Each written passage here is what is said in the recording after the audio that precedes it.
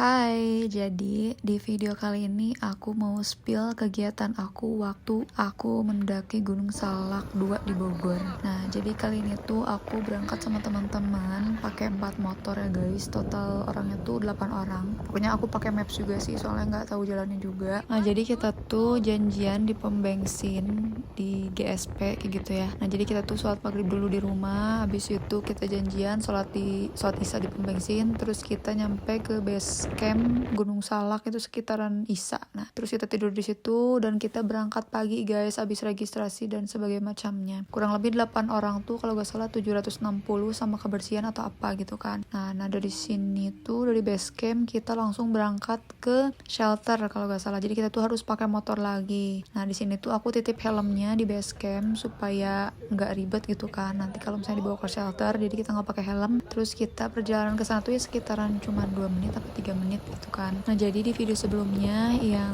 tentang belanja kebutuhan untuk tektok gunung, jadi itu untuk ke Gunung Salak kayak gitu guys. Dan akhirnya kita sampai juga di shelter. Nah, di sini tuh kita dikasih tahu juga sama si AAA penjaga kayak gitu, apa yang harus kita lakuin dan peraturan apa yang sekiranya harus kita patuhi kayak gitu kan. Nah, terus kita akhirnya lanjut jalan dan ketemulah dengan pintu masuk menuju Gunung Salak yang terkenal di sosmed itu guys. Nah, di sini tuh kita foto-foto dulu bentar karena kita ngejar waktu kan. Jadi kita tuh berangkat sekitaran pukul 7 kurang lebih lah mendaki itu ya guys. Nah, di sini tuh kita lanjut jalan, terus juga udaranya tuh nggak terlalu panas juga, nggak terlalu dingin juga. Nah, selama perjalanan jadi aku tuh nggak lepas-lepas jaketku ya, jaket yang tipis yang aku pakai ini yang warna abu, karena memang cuacanya tuh ya kayak biasa aja kalau misalnya aku rasain kayak gitu. Beda kalau misalnya pas waktu itu aku tektok Gunung Gede. Kalau Gunung Gede tuh berangin tapi cuacanya panas gitu deh pokoknya. Nah, jadi di sini tuh dahan-dahannya tuh lumayan agak tebel ya guys, pokoknya gede-gede gitu. Aku juga pokoknya di bagian kaki sama paha tuh banyak banget memar, malah ada salah satu memar yang gede banget karena terkena dahan yang gede. Nah, terus juga memarnya tuh sampai kayak hitam kayak gitu guys, sumpah kayak aduh repot banget dan gak mau lagi untuk yang kedua kalinya. Jadi kurang lebih aku tuh naik sekitaran